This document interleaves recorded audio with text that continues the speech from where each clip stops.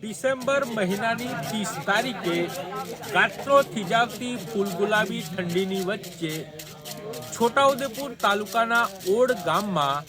ગામને ચોખ્ખું કરવું એટલે કે કાષ્ટી કાઢવાની એક વિધિ વિધાન યોજવા જઈ રહી છે। ગામના પ્રત્યેક ઘરમાંથી એક ચપટી અનાજ અને ગામના દરેક દેવોના આયખામાંથી એક ચપટી માટીને અહીંયા લાવીને ગામના પ્રત્યેક ઘરમાંથી તૂટેલા ફાટેલા હાંડલા સાવરણીવાએ ઘાયનારૂપી કથા કરી આ ગામનો ઉતારો એટલે કે ગામને ચોખ્ખું કરવાની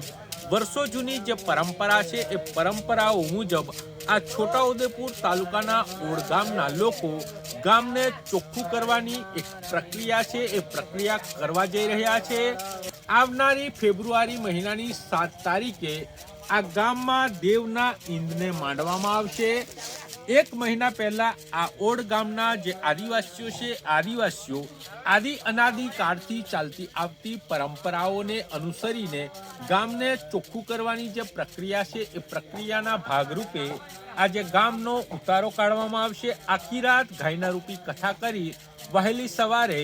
આ ગામમાંથી ગામને ચોખ્ખું કરવા એટલે કે ચોખ્ખું કરવામાં ગામના જે નડતર રૂપ જે બી ક્રિયાઓ છે એને ગામમાંથી બહાર કાઢીને ગામના સીમાડે મૂકવામાં આવશે। જોઈએ પિઠોરા સમાચારનો એક વિશેષ અહેવાલ। જે સમાજનો સાંસ્કૃતિક ઇતિહાસ હોય છે તે સમાજનું સવિશેષ મહત્વ હોય છે અને આવી જ આદિ અનાદિ કાળથી ચાલતી આવતી કલા સંસ્કૃતિ પરંપરાઓ રીતિ રિવાજોનો સાંસ્કૃતિક વારસો ધરાવે છે આદિવાસી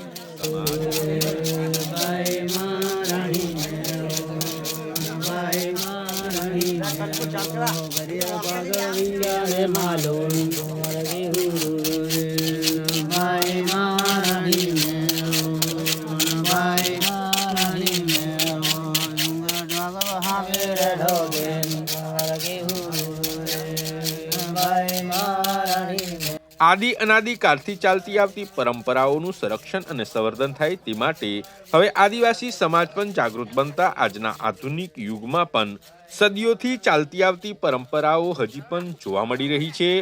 તે પૈકીના રિવાજોમાં ગામને ચોખ્ખું કરવાની કાષ્ટી કાઢવાની પરંપરા વિશે આજે આપણે વાત કરવાના છે।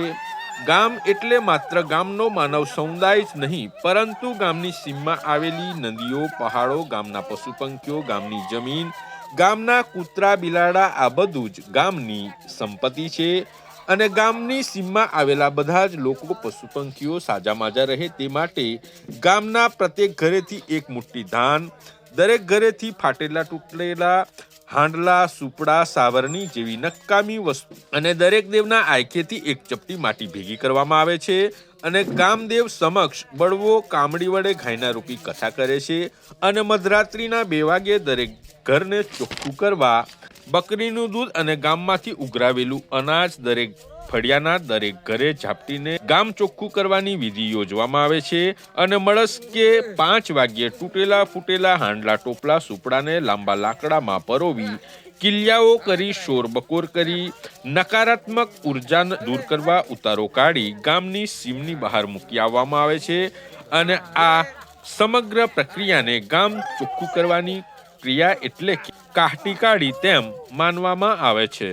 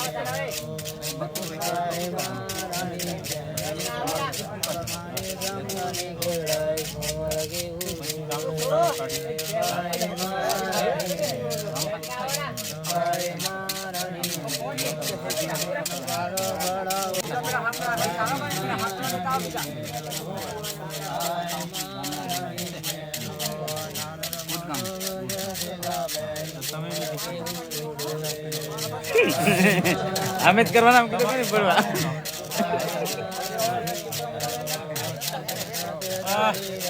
આદિ અનાદિ કાળથી ચાલતી આવતી પરંપરાઓ આજે પણ છોટાઉદેપુર આ ઓડ ગામમાં 70 વર્ષ બાદ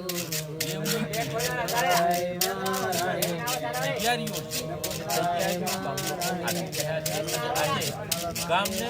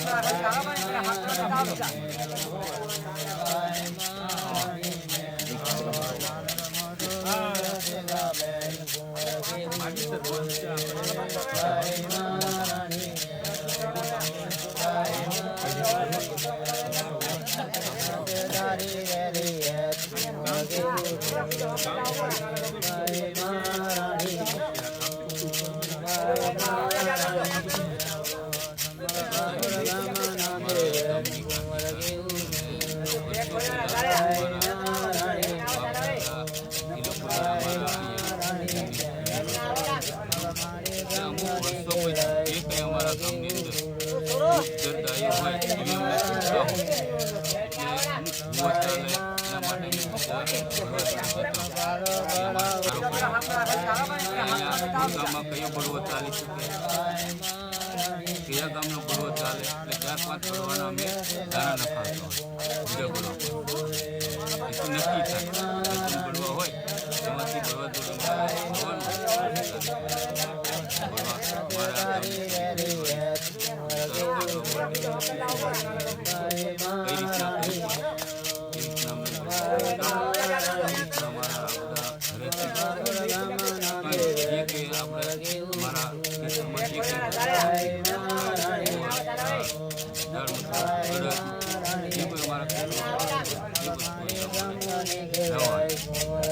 ઘરમાં પેલા હાંડલા હોય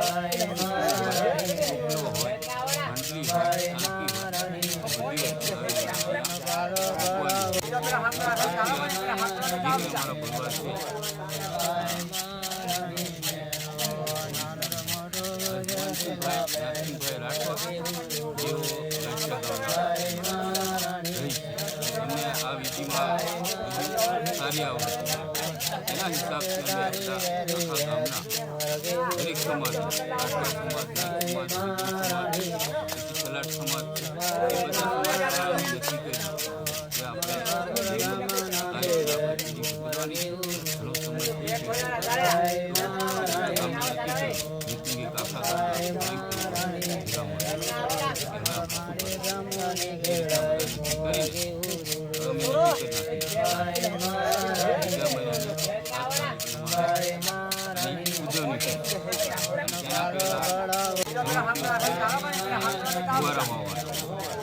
આજની જે પ્રક્રિયા છે એમાં આખી રાત અમારા લાકડાની પડતી એનાથી ગોયન કરી બધા દેવોને મનાવવાના જે કંઈ ગામની અંદર દુઃખ હોય એ જાય અને અમારા દેવોની સારી રીતે અમારી કૃપા થાય એના માટે અમારે અને ગામના પૂજા એ રીતના અમારા બધા ગામ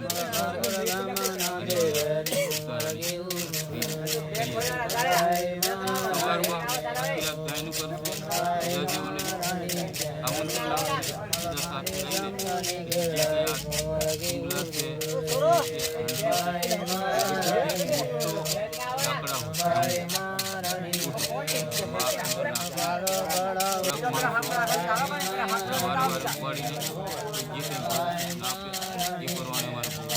અમારા ગામની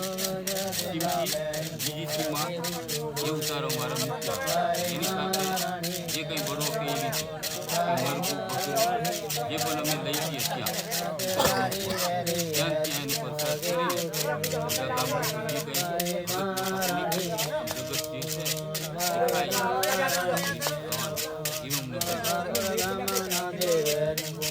એવું આદિવાસી સમાજની પરંપરા રહી છે. આદિ અનાદિ કાળથી ચાલતી આવતી પરંપરાઓ મુજબ ગામમાં જે બળવો છે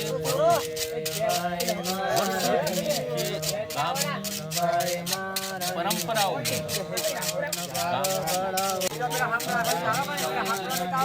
ગામને મલાવો છે આ બધું જ ટાળવા માટે ગાંઠિયા ગામના જુવાનથી ભણવાય આ ગામમાં આજે ગામને ઉત્થાન કરવાના ભાગરૂપે આજે અહીંયા ગામ લોકો અહીંયા જે બળવાઓની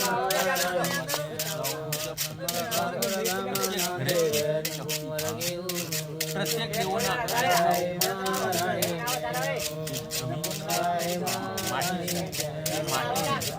અને ગામના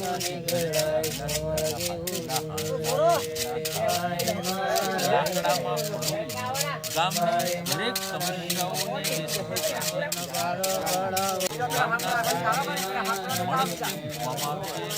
આજે કોળ ગામ છે કોળ ગામના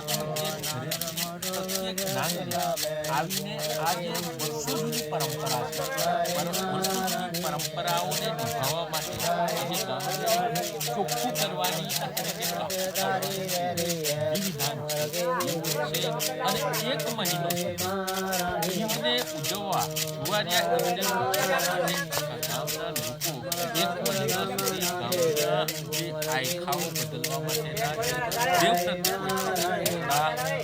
દેવોના જે માટીના ઘોડા છે એ માટીના ઘોડા બનાવવામાં આવશે. પ્રત્યેક ઘરેથી 3,500 રૂપિયાનો ભાડો આ ગામની પેઢી બદલવાનો એટલે કે ગામના દેવોના લગ્ન ઉજવશે અને ગામની સુખાકારી જળવાઈ રહે. ગામના પશુ પક્ષીઓ ગામના માનવ સમુદાય શાંતિથી અને સુખમય જીવન નીવડે અને જે ખેતી ખલિયાણ છે એ ખેતી ખલિયાણ પણ સારા પાકે એવી ભાવના સાથે ₹10 લાખના ખર્ચે આવતી ફેબ્રુઆરી મહિનાની 7 તારીખે અને દેવની પેઢી બદલવાનો જે ઉત્સવ છે એ આસ્થાભેર ઉજવશે અને ગામનો એક નાગરિક છે એ અહીંયા સહભાગી બનશે.